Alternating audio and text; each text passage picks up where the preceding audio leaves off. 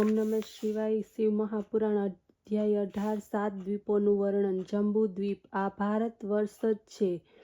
હિમાલયની દક્ષિણની બાજુએ સમુદ્રથી ઉત્તરની તરફ 9000 યોજનનું પ્રમાણનું છે. એને જ કર્મભૂમિ કહેવામાં આવે છે. અહીં સારા ખોટા પોતાના કર્મો પ્રમાણે માણસ નરક અથવા સ્વર્ગનું ફળ પ્રાપ્ત કરનારો થાય છે. આ ભારત વર્ષના 9 ખંડો છે.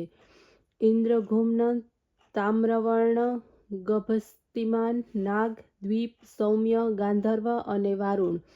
આ 8 ખંડો છે. એ સિવાય સાગરમાંથી નીકળતો 1000 યોજન સુધી દક્ષિણની ઉત્તર તરફ વિસ્તારવાળો 9મો ભારત ખંડ છે.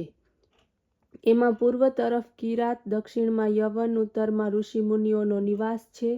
એની મધ્યમાં બ્રાહ્મણ, ક્ષત્રિય, વૈશ્ય, શૂદ્ર વર્ણના લોકો રહે છે, જે યુદ્ધમાં કુશળ, વ્યાપાર, સેવા વગેરેમાં ચતુર છે.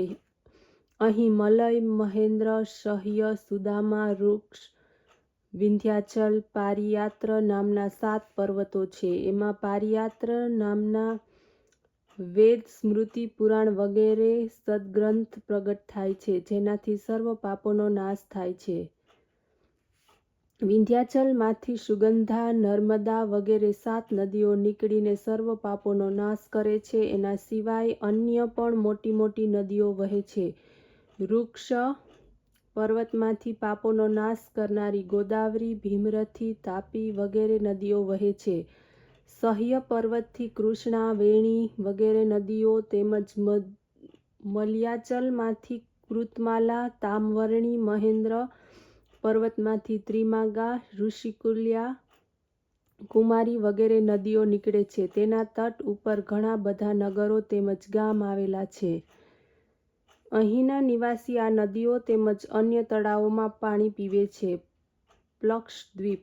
આ દ્વીપ ક્ષીર સમુદ્રથી ઘેરાયેલો છે. 100,000 યોજન વિસ્તારમાં તે આવેલો છે. આ દ્વીપમાં ગૌમત, મંદ્ર, નારદ, દુર્દુર, શૌનક, સુમન, વૈભ્રાજ નામના પર્વત છે. અનુતપ્તા, શિબી, પાપદની, ત્રિવિદા, કૃપા, અમૃતા, સુકુરમા નામની 7 નદીઓ છે. એમાં સિવાય બીજી પણ કેટલીક નદીઓ અહીંના મનોહર પર્વતની મધ્યમાં ચારે બાજુ દેવતા, ગંધર્વ તથા બ્રાહ્મણ, ક્ષત્રિય, વૈશ્ય વગેરે જાતિઓ નિવાસ કરે છે. આ દેશ હંમેશા ત્રેતાયુગના સમાન પ્રભાવ રાખે છે.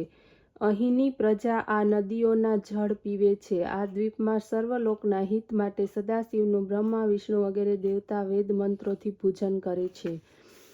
શાલ્મલી દ્વીપ. આ દ્વીપ પ્લક્ષદ્વીપ 2 ગણો છે. એના મદિરા સાગર લપેટાયેલા છે. એની મધ્યમાં શાલ્મલી નામનું સીમડાનું મોટું વૃક્ષ છે. આ કારણથી એનું નામ શાલ્મલી છે. અહીં શ્વેત, હરિત, રોહિત, વૈકલ, માનસ, સુપ્રભ નામના 7 પર્વત છે. શુક્લા, રક્તા, હિરણ્યા, ચંદ્રા, શુભ્રા, વિમોચના, નિવૃત્તા નામની શીતળ જળવાળી નદીઓ વહે છે. કુશદ્વીપ. મદિરાના સાગરથી બહારના ભાગમાં 2 ગણો ઘીનો સમુદ્ર છે. કુશ સમૂહથી યુક્ત આ દ્વીપ છે. અહીં કુશેશય, હરિઘુમિતમાન, પુષ્યમાન, મણિદ્રુપ, હેમશૈલ તેમજ મંદ્રાચલ આ 7 પર્વત છે. તથા ઘૃતિમાન, શિવ, પવિત્રા, સમિતિ, વિદ્યા, દંભા, મહી, મહાનદી વગેરે તેમજ તેમના સિવાય પણ સુવર્ણ સમાન રેતીવાળી નિર્મલ જલા બીજી પણ હજારો નદીઓ વહે છે.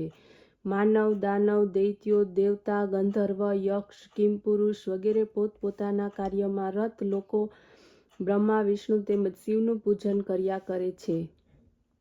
ક્રૌંચદ્વીપ.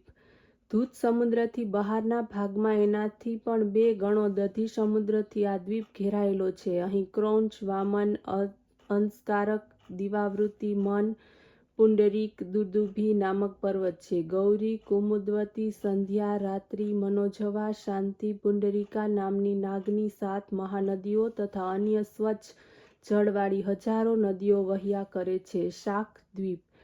દધી સમુદ્રથી બહાર દ્વિગુણ વિસ્તારવાળો દૂધસાગરથી ઘેરાયેલો શાકદ્વીપ છે. અહીં શાકનું મોટું વૃક્ષ છે. ઉદયાચલ, અસ્તાચલ, જલધાર, અવિકેશ, કેશ વગેરે પર્વત છે. સુકુમારી, કુમારી, નલિની, વેલુકા, ઇક્ષુ, રેણુકા, ગધસ્તી, નામક મહાનદીઓ તથા અન્ય પણ નાની મોટી હજારો નદીઓ છે તથા મોટા મોટા અનેક પર્વતો પણ છે. અહીંના રમણીય સ્થળોમાં ચારે વર્ણ રહે છે. સ્વર્ગવાસી લોકો પણ અહીં આવીને ભ્રમણ કરે છે. પુષ્કર દ્વીપ ક્ષીર સાગરથી બહાર એનાથી 2 ગણો પ્રભાવશાળો મધુર જળના સાગરથી ઘેરાયેલો છે. એનો મધ્ય પ્રદેશ 5000 યોજનની ઊંચાઈ તેમજ 5 લાખ યોજનની ગોળાઈના વિસ્તારવાળો છે.